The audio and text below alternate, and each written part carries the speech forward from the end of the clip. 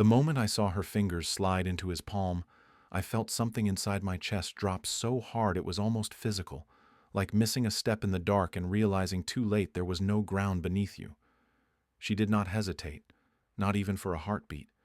When her boss extended his hand toward her in the middle of that crowded ballroom, lights dimmed low and music pulsing just loud enough to make everything feel more intimate than it should have been. She smiled at him in a way I had not seen directed at me in months, soft and almost breathless, and she let him guide her to the center of the dance floor, as if it were the most natural thing in the world. I stood there holding a sweating glass of whiskey, pretending I was fascinated by the ice melting inside it, pretending I did not notice the way his hand settled confidently at the small of her back, or the way she tilted her face up toward him as though she were absorbing every word he said. I told myself I was overthinking it, that this was corporate politics, networking, optics, all the adult words people use to sanitize discomfort. Yet the longer I watched them move together, the harder it became to ignore the closeness between their bodies. It was not obscene, it was not inappropriate enough to call out publicly, but it was intimate in a way that made me feel invisible, like I had been edited out of my own marriage and replaced by a man in an expensive suit who knew exactly how to command attention. When he spun her slowly and pulled her back in, her laughter carried across the room, light and genuine, and I realized I had not heard that sound at home in a long time. That was when someone stepped into my peripheral vision, close enough that I caught the faint scent of her perfume before I fully registered her presence. She was one of my wife's colleagues, someone I vaguely recognized from holiday cards and office photos, but up close she was striking in a way that felt almost deliberate, dark hair falling loosely over bare shoulders and eyes that seemed to study everything before speaking.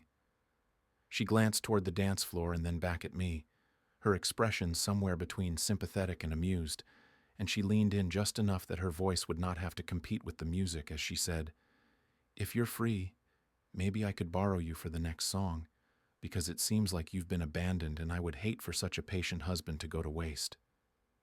There was a boldness in the way she said it that caught me off guard, and for a second I almost declined out of sheer loyalty, as if accepting would confirm something ugly. But the truth was, I did not want to stand there alone looking like the forgotten spouse while my wife swayed under another man's hand. So I placed my drink down, met this colleague's steady gaze, and told her that since I appeared to be free for the foreseeable future, I would be grateful for the rescue. Her hand was warm when it slipped into mine, and as she led me toward the dance floor, I felt a strange mix of guilt and defiance curling together inside me. We did not press close the way my wife and her boss were, but we were not distant either, and when she rested her hand lightly against my shoulder, I became acutely aware of how long it had been since I had felt desired instead of merely expected. She introduced herself as Mia, her voice smooth and confident, and as we moved in time with the music, she tilted her head slightly and said, "I have to admit, I did not think she would accept his invitation so quickly. But then again, they have been spending a lot of time together lately, especially after hours when most of us have already gone home." The way she said it was casual, almost playful, but there was something deliberate beneath the surface, something that felt less like gossip and more like a breadcrumb being placed carefully in front of me. I asked her what she meant, keeping my tone even, and she shrugged lightly, her fingers tracing a subtle circle against my shoulder as she replied, "Only that promotions tend to follow proximity in this company, and your wife has been very dedicated to being close to the right people." Across the room, my wife's boss leaned down to murmur something in her ear, and she laughed again, her hand briefly resting against his chest as though steadying herself. It was such a small gesture, almost meaningless on its own, yet it hit me with the force of a revelation, because it was not the touch of someone indifferent. It was familiar, practiced, comfortable. As Mia guided me into a slow turn, her body brushing mine just enough to create a flicker of heat that I could not ignore, she looked up at me and said softly, "You deserve to enjoy the evening too, you know, because standing alone while your partner entertains someone else is not nearly as dignified as people pretend it is." I should have laughed it off, should have dismissed her implication, but instead I found myself watching my wife more closely than I ever had before, noticing how easily she adjusted to her boss's rhythm, how instinctively she responded to his lead. It was not rage that settled over me in that moment, not yet, but something colder and sharper, an awareness that perhaps I had been the only one unaware of a dynamic unfolding right in front of me. As the song ended and applause rippled through the room, my wife did not immediately look for me. She stayed where she was, still talking to him, still smiling up at him, while Mia's hand lingered in mine a second longer than necessary. For the first time that night, I stopped pretending that what I felt was simple jealousy, because beneath it there was something far more dangerous beginning to form, a quiet resolve that if I was being made a fool of, I would not remain one for long. The next song started before I had time to decide whether I regretted saying yes, and Mia stepped closer with the kind of calm confidence that made it feel like she had been waiting for this moment all night, not because she wanted me in some desperate way, but because she enjoyed the power of choosing. Her hand settled at my upper arm, not gripping, not clinging, just resting there with a light pressure that made my skin feel strangely awake. And when I guided her into the rhythm, the space between us narrowed enough that I caught the warmth of her breath when she spoke. She kept her voice soft, tuned for me alone, while the room blurred into moving shoulders and glittering dresses, and she said, "I know exactly what you are thinking, because I have watched men stand where you are standing, pretending it is fine, pretending it is normal, pretending their partner is simply being social, and then going home with that silence sitting in their throat like a stone." I tried to answer with something casual, something that would let me keep my pride intact, but my eyes kept snapping back to the center of the room where my wife was still with her boss, still angled toward him as if there were no one else worth facing. And the more I watched, the more a sick kind of clarity settled in, because she was not scanning the room for me the way she used to, not checking in with that quick look couples exchange without thinking.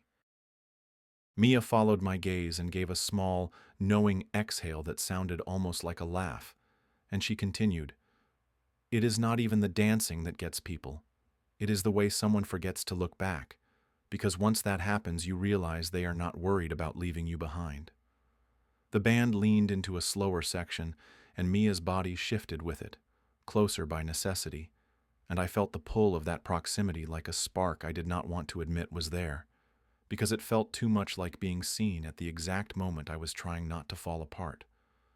When the song ended, she did not let go right away, and that pause, that extra second where her fingers remained in mine, made my wife finally glance in our direction with an expression I could not immediately read, something between surprise and irritation, as though she had assumed I would stay parked at the table like furniture while she enjoyed her spotlight. She walked over during the applause, her cheeks flushed from dancing, her lipstick still perfect, and she smiled at me in a way that looked friendly to anyone watching, but felt sharp at the edges when it landed on my face. "So you found a dance partner," she said, and the way she emphasized the word partner made my jaw tighten even as I kept my tone level, because I refused to give her the satisfaction of watching me stumble. I told her, with an evenness I had to fight for, that I did not want to stand alone all night while she entertained her boss, and Mia's eyes flicked between us like she was watching a match she had quietly set up, not with malice exactly, but with curiosity. My wife's smile thinned as she replied, "You could have waited, because it is not like I was gone forever, and it is not like Mark is doing anything wrong by asking me to dance, because it is a company event, and I am allowed to have a professional relationship without you acting like you are being attacked." I felt heat rise in my neck, not because she was completely wrong on paper, but because of how practiced her defense sounded, like she had rehearsed it in her head long before tonight. Mia slid half a step back, giving us space without leaving, and said with a sweetness that was almost dangerous, "Nobody said you were doing anything wrong. I just figured he deserved to have fun too, since you looked busy being important." My wife's eyes narrowed, and she answered with a laugh that did not reach her eyes. "Well, that is very considerate of you, Mia, and I hope you are not getting the wrong idea about what this is." Mia's smile stayed steady as she replied, "I do not have to get any idea at all, because I can see what is happening right in front of me, and I am only responding to the energy in the room. My wife turned back to me, and her voice dropped, controlled and tense, as she said, "Do not make a scene, because if you embarrass me here, it will follow me at work, and you know how hard I have been trying." I wanted to say that I had been trying too, that I had been swallowing loneliness at home while she chased whatever she was chasing. But the music swelled again, and people moved around us, and I realized that if I argued now, I would become the story instead of the truth. So I nodded, smiled like a good husband, and watched her turn and walk back toward her boss without taking my hand, without offering any reassurance, leaving me with Mia's gaze lingering on me like a quiet promise that she understood exactly how unfair it felt, and that she had not stepped in by accident.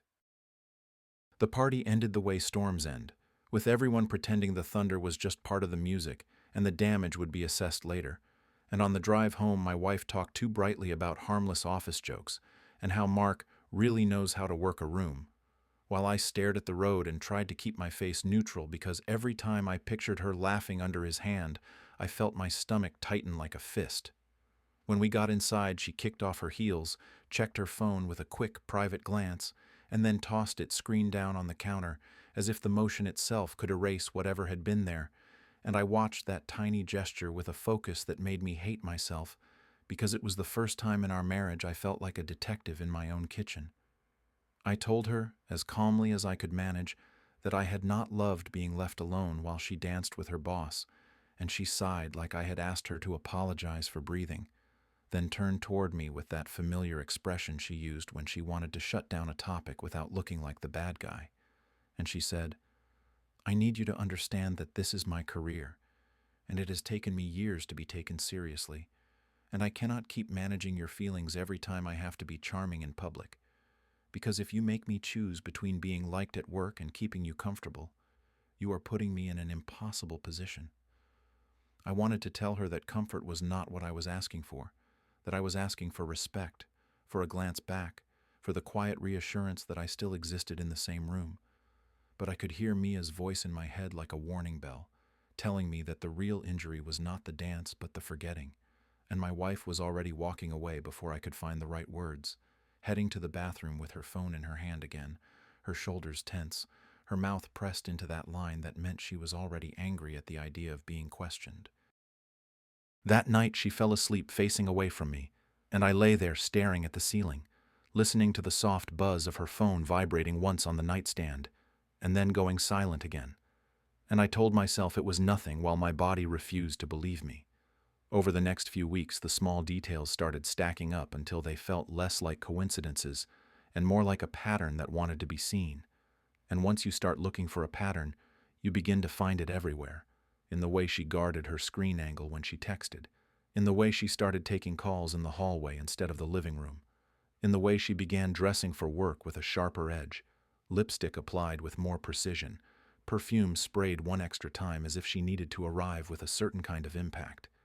She said, "late meeting" so often that the words became a reflex, and each time she said it, she avoided eye contact like she was paying a private tax for it, while I nodded and pretended to be supportive because I did not want to become the husband who interrogates a woman for having ambition. Mia appeared in my life like a thread I could not stop tugging, first with a harmless message that read, "I hope you survived the party, because those things can feel like a marathon." And then a few days later with something that sounded casual but landed heavy. "Mark has been in a great mood lately," which usually means he thinks he has someone exactly where he wants them. And I stared at that text longer than I should have, feeling a flicker of heat that was not purely anger because there was something undeniably electric about the attention, the way she spoke to me like I was someone worth confiding in. I replied carefully, asking what she meant, and she sent back, "I mean, he has a type. He likes people who want more, and he knows how to make them feel special, and your wife is smart enough to notice what he is doing even if she pretends it is normal." I should have shut it down then, blocked her, told myself it was none of my business and none of hers, but instead, I found myself waiting for her messages the way you wait for proof, because proof feels cleaner than paranoia. One evening, after my wife came home late again with a too bright smile and a vague story about last-minute revisions, I stepped into the kitchen to take out the trash and my phone buzzed, and Mia's name appeared with a single line that made my chest go tight. I am not trying to wreck your marriage, but I am trying to keep you from being blindsided, because people in that office are already talking, and they always talk before the person who deserves to know gets told. I typed back with hands that felt clumsy, asking what people were saying, and she answered with a longer message that read like she had debated sending it. They are saying she is getting opportunities other people have been waiting years for, and they are saying Mark does not do favors without a reason, and I am saying you should pay attention to what you are being asked to ignore. I stood there with the trash bag slipping in my grip, listening to the house settle around me, and in the other room my wife laughed softly at something on her phone, a private little sound she did not share, and the worst part was not the jealousy or even the fear, but the slow, humiliating realization that doubt had already moved in, unpacked its bags, and made itself comfortable right between us. I did not plan the confrontation the night it finally happened, but there is a point where silence stops being patience and starts feeling like self-betrayal, and I hit that point when she came home close to midnight smelling like the same perfume she had worn to the party, her hair slightly undone in a way that looked less like exhaustion and more like being touched by a long evening. She slipped her heels off by the door and gave me that careful smile she had perfected over the past few weeks, the one that asked for understanding before I had even said a word. And when I asked how the late meeting went, she placed her bag down slowly and replied, "It was productive, and I am tired. So please do not start something tonight because I genuinely do not have the energy for drama." The word drama landed harder than it should have, because it suggested that my unease was theatrical rather than earned, and I felt something steady inside me shift into something sharper as I told her that what I lacked was not patience but clarity, and that watching her wrap herself around her boss at that party had not felt like harmless networking no matter how many corporate buzzwords she wanted to apply to it. She rolled her eyes in a way that made my chest burn, then stepped closer as if proximity could intimidate me back into silence, and she said, "You are turning one dance into a scandal because you cannot stand the idea that I exist outside of being your wife, and that insecurity is not something I am willing to carry for you." I felt my hands curl at my sides as I answered, keeping my voice steady, even though my pulse was loud in my ears. "What I cannot stand is feeling invisible while my wife laughs in another man's arms and then comes home expecting me to applaud her ambition." She scoffed at that, crossing her arms and leaning against the counter as if she were defending a thesis rather than a marriage, and she replied, "You are twisting this into something dirty because that is easier than admitting you do not like that I am finally getting attention for my work." The way she said attention made it sound noble, but I could not ignore the way her phone lit up on the counter at that exact moment, the screen flashing briefly before she flipped it face down again, with a movement too quick to be casual. I asked her, as evenly as I could, who kept texting her so late, and she laughed without humor before saying, "Do you really want to go through my phone like a jealous teenager? Because if that is where we are, then you need to admit you do not trust me." The challenge in her voice was deliberate, almost daring, and I realized that if I grabbed for that phone, I would lose something bigger than an argument. So instead, I held her gaze and said, "Trust is not a switch I can flip on command, especially when you keep asking me to ignore what I can see." She pushed off the counter and stepped closer, close enough that I could feel the heat between us, and for a second the tension was not only anger, but something else, a charged current that comes when two people who used to reach for each other now stand inches apart like opponents.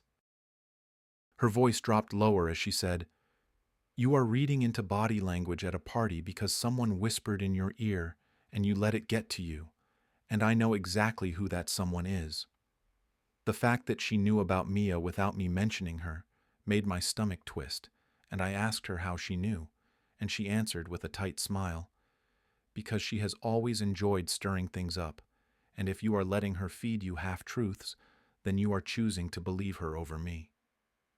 That accusation cut deeper than she realized, because I had not consciously chosen sides, yet I could not deny that Mia's words had been echoing in my mind every time my wife avoided eye contact or excused herself to take a call. I told her that maybe if she did not look so guarded lately, I would not need anyone else pointing things out. and she threw her hands up in frustration before saying, I am guarded because I am under pressure, because Mark expects results, because I am competing with people who would love to see me fail, and instead of supporting me, you are standing here accusing me of sleeping my way into a promotion. I felt anger flare at the implication, and I answered firmly, I did not accuse you of sleeping with him. I said the way you move around him does not look professional, and you know exactly what I mean, even if you pretend you do not. For a long second we just stood there breathing hard, the space between us thick with things neither of us wanted to articulate fully, and then she said quietly, almost coldly, if you cannot handle me being ambitious without assuming the worst, then maybe the problem is not my boss. Maybe it is you.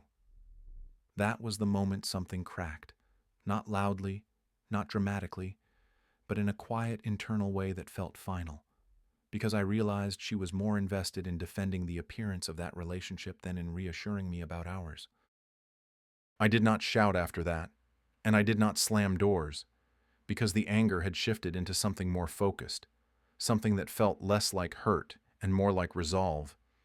And as she walked past me toward the bedroom with stiff shoulders and a tight jaw, I understood that if there was a truth hiding beneath all this tension, I was going to find it myself, rather than wait for her to hand it to me. Mia did not text me that week with playful hints or careful nudges. She asked to meet in person, and the shift in tone alone was enough to make my pulse pick up, because people do not escalate to face-to-face conversations unless they are ready to cross a line. She suggested a coffee shop halfway between my office and hers, neutral ground that felt deliberate, and when I walked in, she was already there by the window, fingers wrapped around a cup she clearly had not touched much. The confidence she wore at the party was gone, replaced by something tighter around the eyes, something that suggested this was not entertainment for her anymore. I sat down across from her, and before I could even ask why she had wanted to meet, she leaned forward and said quietly, I need you to understand that I did not ask you to dance because I was flirting for sport. I did it because I wanted to see how he would react to you not standing alone.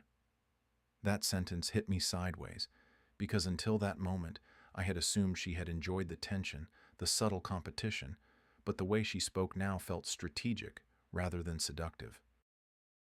I asked her what she meant, keeping my voice low, and she exhaled slowly before saying, Mark has a pattern, and people inside that office know it even if nobody says it loudly, because he gravitates toward ambitious women, makes them feel chosen, and then dangles advancement in a way that is just vague enough to deny later. I felt my jaw tighten as she continued, her eyes holding mine steadily. He invites them to after-hours strategy sessions, praises them publicly, creates this atmosphere where everyone assumes something is happening, and by the time rumors start swirling, the woman is already too entangled to step back without looking guilty. My first instinct was still jealousy, the ugly image of my wife willingly stepping into that orbit.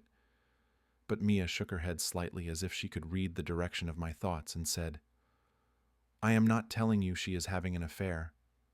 I am telling you he builds a narrative around them before they even realize they are inside one. The distinction mattered more than I wanted to admit, because it reframed everything I had been interpreting as betrayal into something potentially more complicated, and for a moment I felt foolish for assuming the worst, without considering the possibility that my wife might be navigating something she did not fully control. Mia reached for her phone then, but instead of waving it around dramatically, she simply placed it on the table and turned the screen toward me, showing a chain of emails that were professional on the surface but threaded with comments that blurred the line between mentorship and something else. There were late-night timestamps, praise that felt overly personal, and subtle suggestions about chemistry and alignment that could be dismissed individually but formed a clearer picture when read together. She did not hand me the phone. She just let me see enough to understand. And then she said, I have watched 3 women leave that department in the past 2 years after being whispered about, and every time the story was that they could not handle the pressure, but the pressure always came with his name attached. My anger shifted in that instant, not evaporating but changing shape, because if what she was saying was true, Then I had been aiming my suspicion at the wrong target while someone else quietly orchestrated the narrative.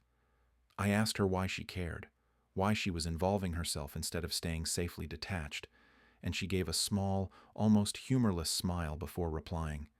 Because I was almost next, and I recognized the pattern early enough to step sideways, and when I saw him focus on your wife, I realized she might not see it the same way yet.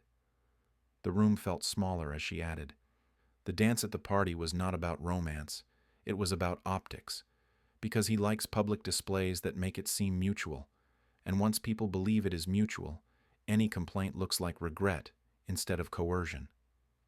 The word coercion settled heavily between us, and I felt a mixture of shame and protectiveness rise in my chest, because I had spent weeks resenting my wife for something that might have been far more manipulative than I understood.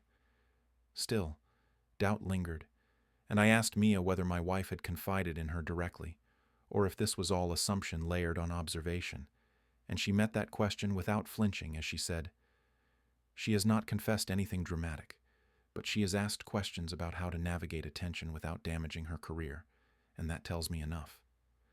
I leaned back in my chair, processing the possibility that the late meetings were not secret dates, but pressure sessions dressed up as opportunities, and for the first time since that party, I felt something other than wounded pride driving me. It was not just about being disrespected anymore. It was about understanding whether the person I loved was walking into a trap while I stood on the sidelines accusing her of enjoying it.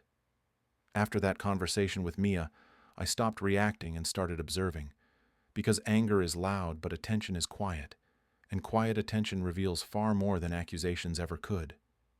I did not confront my wife again, and I did not mention the emails I had glimpsed or the pattern Mia described, because if this was manipulation, I needed to see it with my own eyes rather than through someone else's interpretation.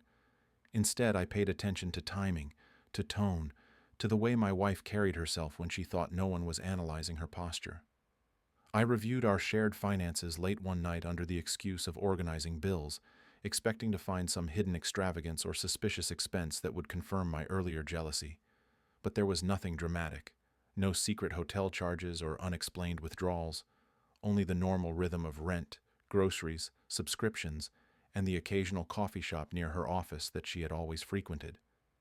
That absence of obvious betrayal unsettled me more than any proof would have, because it suggested complexity rather than a simple affair narrative I could wrap my pride around.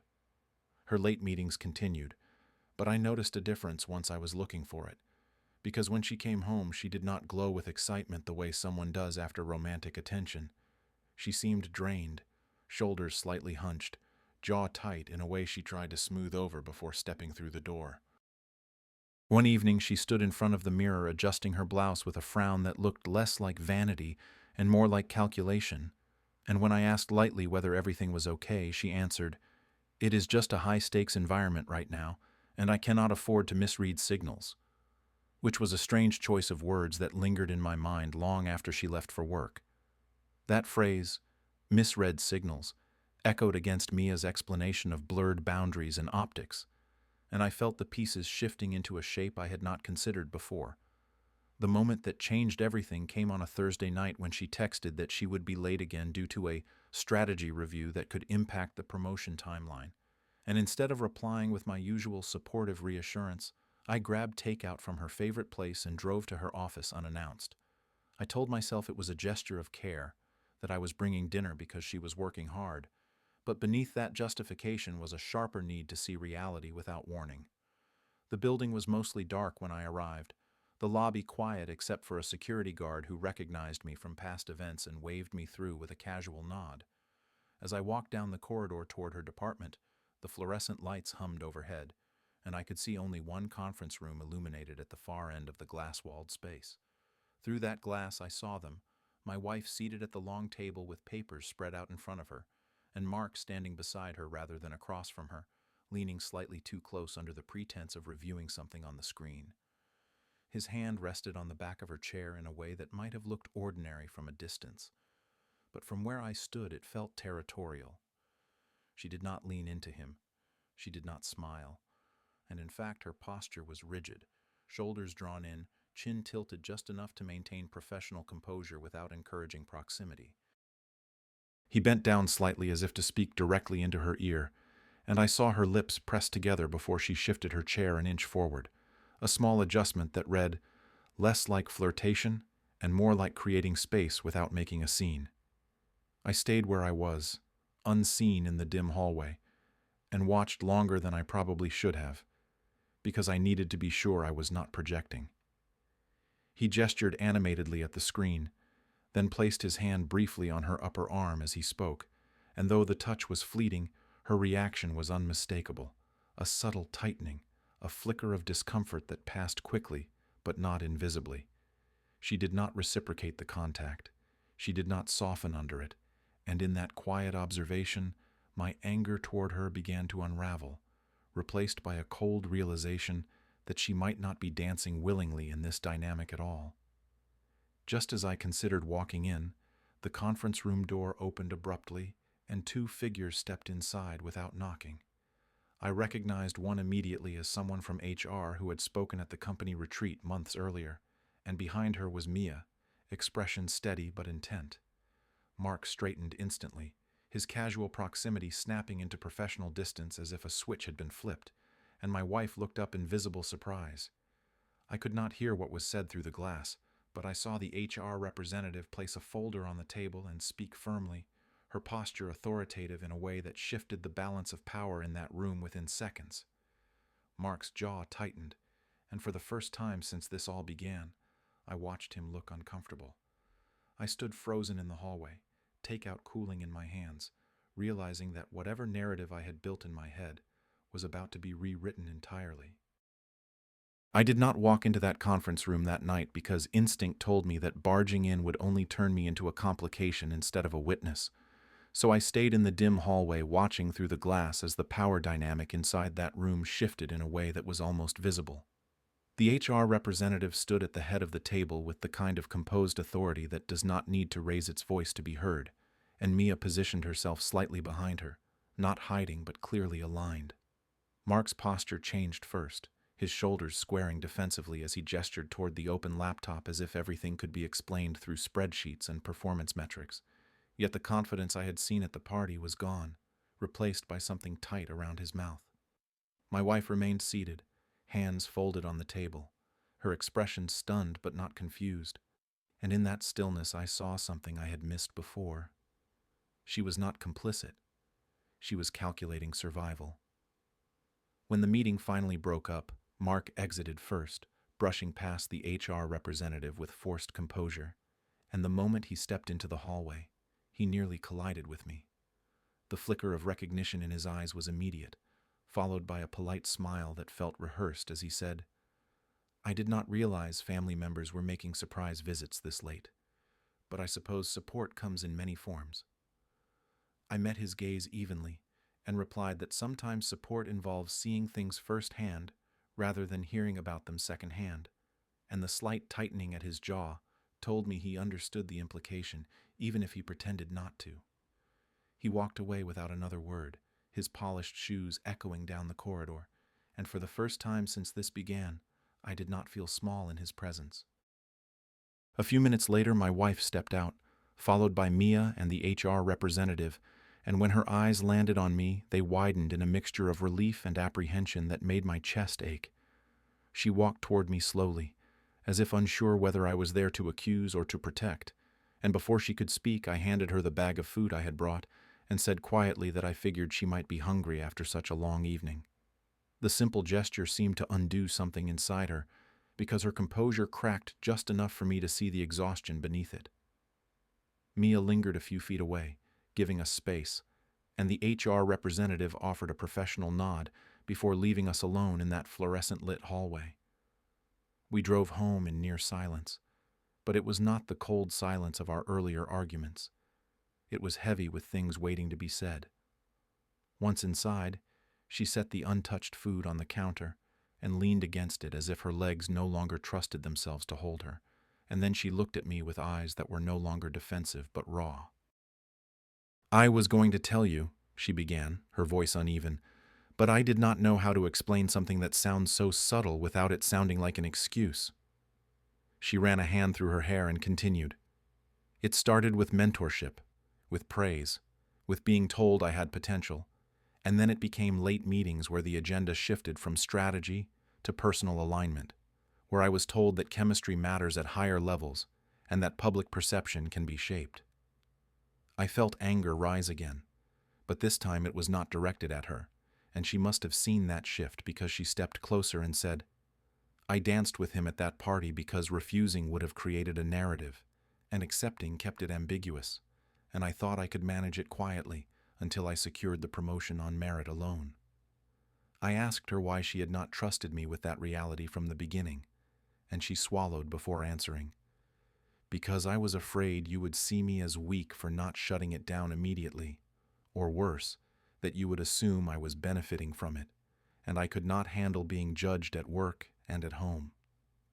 The admission cut deep, because it meant my earlier suspicion had been exactly what she feared, and I told her honestly that I had almost believed the worst, that jealousy had blinded me to the possibility that she was navigating coercion rather than craving attention. She nodded slowly and said, "Mia pushed me to document everything, and tonight HR confronted him with patterns that extend beyond me, and that is why they walked in when they did." The pieces clicked into place then. The coffee meeting, the careful hints, the deliberate dance. And I realized Mia had not been trying to seduce me, but to position me as a steady witness in case this escalated.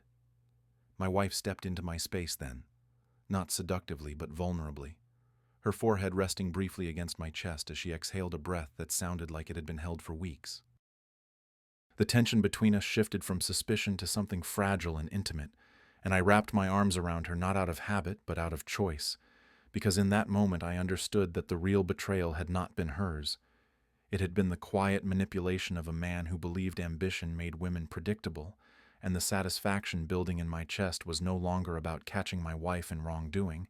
It was about watching the beginning of his unraveling. The investigation did not explode overnight the way dramatic stories like to pretend they do.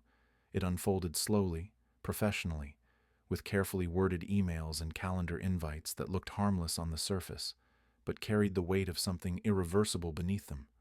Mark was placed on administrative leave the following Monday, and the official message framed it as a temporary review of departmental leadership practices, which sounded sterile enough to avoid panic yet precise enough to signal that something serious was underway. Inside the office, however, the temperature shifted immediately, because when a man who once moved through the halls like he owned the oxygen suddenly disappears, people notice. My wife told me that conversations became hushed and fragmented, that co-workers who had once laughed easily around him now exchanged tight glances as if replaying past interactions through a new lens. Some defended him loudly, insisting that ambition often breeds jealousy and that successful men are easy targets, while others grew quieter than usual, their silence heavy with recognition. At home, the release of tension did not come as triumph, but as collapse. One evening, after another round of interviews with HR, my wife sat at the edge of our bed and stared at the wall as if she were trying to locate the exact moment when things had tipped from mentorship into manipulation. I sat beside her without pressing for details, and after a long silence she said, "He never crossed a line that could not be reframed, and that is what made it so effective, because every comment about chemistry could be called strategic alignment. Every late meeting could be justified as dedication." Her voice was steady, but her hands trembled slightly, and she added, "I kept telling myself I could manage it, that if I stayed calm and professional, I would secure the promotion without giving him anything real. But the pressure kept increasing in ways that were subtle enough to doubt." I told her I had doubted too, and that confession hung between us like something fragile, because admitting how close I had come to accusing her outright felt both necessary and painful. She looked at me then, eyes softer than they had been in weeks, and said, "When you confronted me, I felt cornered from both sides, because I was fighting to keep control at work and then fighting to prove innocence at home, and I did not know which battle scared me more."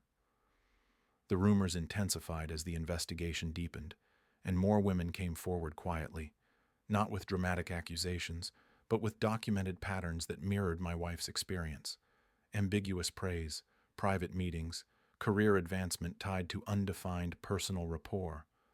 Mia played a central role in organizing the documentation, and my wife admitted that without her steady insistence on writing things down, saving messages, and refusing to normalize discomfort, this might have remained a whispered cycle rather than a formal inquiry. I felt a strange gratitude toward Mia that was not romantic but deeply human, because she had intervened at a moment when I might have misdirected my anger entirely.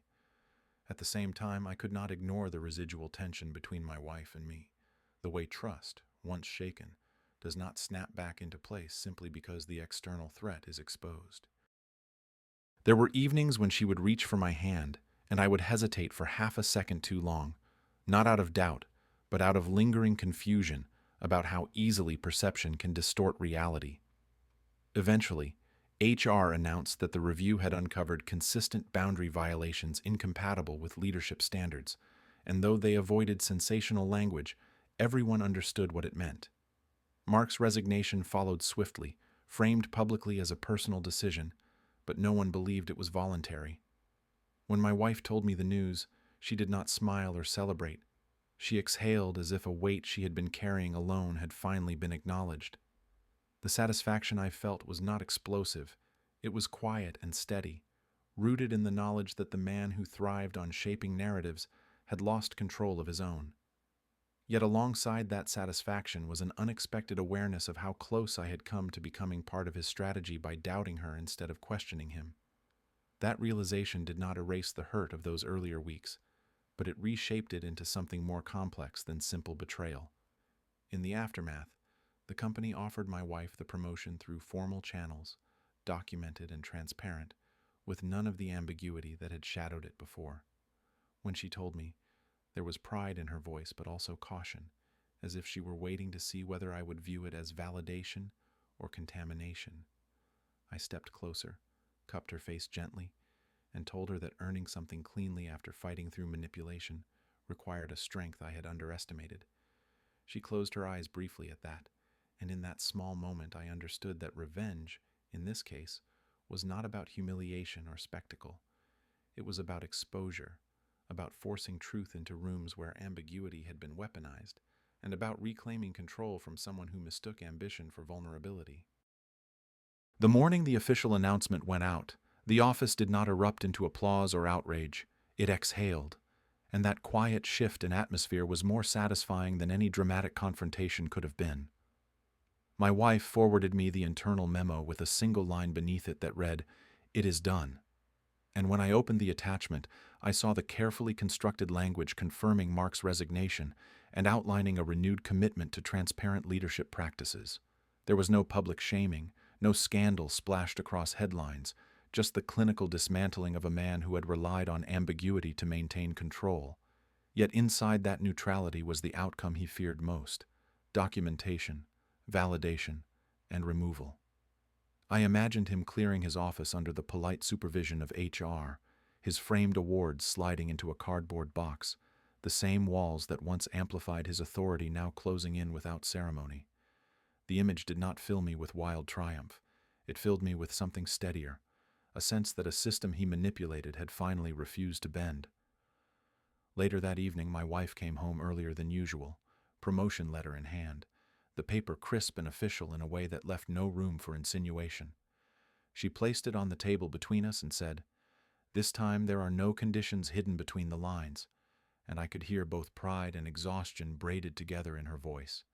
I read through the terms carefully, not because I doubted her, but because I wanted to witness the legitimacy of it, the clean language of merit untainted by personal chemistry. When I looked up at her, she was watching my face, searching for any flicker of suspicion that might still linger, and I stepped around the table and pulled her into an embrace that felt different from the fragile one weeks earlier. This was not about damage control or shared fear. It was about standing side by side in the aftermath of something that had almost fractured us. I told her that the promotion meant more now because it survived scrutiny, because it could not be dismissed as favoritism whispered behind closed doors, and she pressed her forehead against my chest in a familiar gesture that felt reclaimed rather than defensive. Mia's role in all of this did not go unnoticed. The company acknowledged her for raising concerns through proper channels, and though they framed it diplomatically, everyone understood she had been the catalyst that prevented further harm. When we ran into her at a small celebratory gathering organized by coworkers, she smiled at my wife with genuine warmth, and then turned to me with a look that held a trace of the playful tension from that first dance, now transformed into mutual respect. She said, "I am glad you chose to look deeper instead of reacting louder." And I knew she was referencing the thin line I had walked between jealousy and investigation. I thanked her sincerely, admitting that without her perspective I might have misdirected my anger entirely, and she responded with a quiet nod that suggested she had expected nothing less. There was still an undeniable awareness between us, the memory of proximity and possibility, but it no longer felt dangerous, only human, a reminder of how easily lines blur when trust is shaken. The most satisfying reversal, however, was not Mark's resignation or the promotion letter. It was the shift in how my wife carried herself. At the next team meeting under interim leadership, she told me later, she spoke without the subtle caution that had once shadowed her words. She no longer measured her tone for hidden expectations or calculated how her laughter might be interpreted. She occupied space without shrinking or performing. Colleagues who had once whispered now approached her openly, some apologizing for assumptions they had made, others confiding their own experiences with blurred boundaries in past roles. The narrative that had once circled her name began to unravel publicly, replaced by acknowledgement of resilience rather than rumor. As for me, I felt something recalibrate internally. The jealousy that had once burned hot now seemed almost foreign, replaced by a sharper understanding of how manipulation thrives on misdirection. I had nearly played my part perfectly, focusing on my wife's perceived betrayal instead of questioning the structure that encouraged it. Watching that structure crack from within was the true satisfaction, because it meant the revenge was not personal in the shallow sense. It was systemic in a quiet way that would outlast the immediate fallout. When my wife stood in our living room that night, promotion letter tucked safely away, and asked softly, "Are we okay?" I did not answer with dramatic declarations. I simply said, with steady certainty, "We are stronger than the story he tried to write for us." And for the first time in months, the silence that followed felt peaceful instead of loaded. The next company event felt like a test I had not agreed to take. And yet the moment we walked into that renovated ballroom under new leadership, I realized it was less about proving anything to others and more about seeing whether the air between us had truly cleared. The lighting was softer this time, the music less aggressive, and there was an absence that everyone could feel even if no one named it aloud. My wife moved through the room differently now, greeting colleagues without that careful calibration she once carried. Her shoulders relaxed, her laughter unguarded. I watched her from across the room for a moment, not with suspicion but with quiet recognition of how much had changed in such a short span of months. There was no Mark scanning the floor for influence, no subtle gravitational pull redirecting attention toward him, only a team recalibrating under leadership that felt noticeably less performative. When the band shifted into a slower set, she caught my eye from across the room, and instead of waiting to be invited by someone else, she excused herself from a conversation and walked straight toward me with an expression that was open and certain. She stopped in front of me, extended her hand in the same deliberate way I had once watched another man do, and said, "I think this time I would like to choose my partner first, because I am done letting optics dictate my decisions." The simple statement carried more weight than any apology or explanation we had exchanged before, and as I placed my hand in hers, I felt the difference immediately. There was no performance in it, no audience management, only intention. We stepped onto the dance floor together, not claiming the center but not avoiding it either, and as we moved I noticed how naturally our bodies found each other's rhythm again, a familiarity that had been obscured but never erased. Halfway through the song I became aware of someone watching us, and when I glanced toward the edge of the floor, I saw Mia leaning against a high table, a faint smile playing at her lips. She lifted her glass slightly in a subtle gesture of acknowledgement, and in that look there was no tension left, only satisfaction that the story had unfolded without casualties in places that mattered. I guided my wife into a slow turn, and when she came back into my arms, she looked up at me with an expression that was neither defensive nor pleading, just steady. She said quietly, "I should have trusted you with the truth from the beginning, and I will not make that mistake again." And I answered just as honestly, "I should have trusted you enough to question him first instead of you." The music swelled around us, and instead of feeling exposed under the lights, I felt anchored. There was still attraction in the way her fingers tightened slightly at my shoulder, in the warmth of her body close to mine, but it was no longer charged with suspicion or rivalry. It felt earned. I realized then that revenge, at least in this case, had not been about humiliating anyone in public or proving my pride in some dramatic display. It had been about refusing to let a manipulative dynamic rewrite the narrative of our marriage. The real victory was watching the man who thrived on blurred lines lose his footing when those lines were finally drawn clearly, and watching my wife step into her role without the shadow of his influence trailing behind her. As the final notes of the song faded, applause rippled lightly through the room, and we remained where we were for a second longer than necessary, neither of us in a rush to step away. Around us, the company continued to rebuild its culture in small, practical ways. Policies revised, reporting channels clarified, mentorship redefined with transparency rather than implication. These were not cinematic changes, but they were lasting ones. When we finally left the dance floor, my wife squeezed my hand and said with a small smile, "It feels different this time," and I knew exactly what she meant. The tension that once crackled between us had been replaced by something steadier, something forged through confrontation and clarity rather than assumption.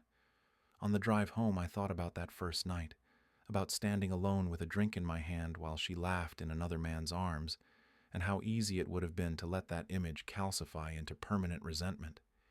Instead, the path we took forced everything into the open, exposing not only his manipulation, but my own fragility. There was satisfaction in knowing he no longer held power over anyone in that office, but there was a deeper, quieter satisfaction in knowing that we had refused to let his strategy fracture us. When we pulled into the driveway and she reached for my hand before stepping out of the car, I understood that the last dance had not been about reclaiming territory or proving ownership. It had been about choosing each other deliberately, in full view, without fear of how it might be interpreted. And that choice, made plainly and without spectacle, felt like the most complete revenge of all.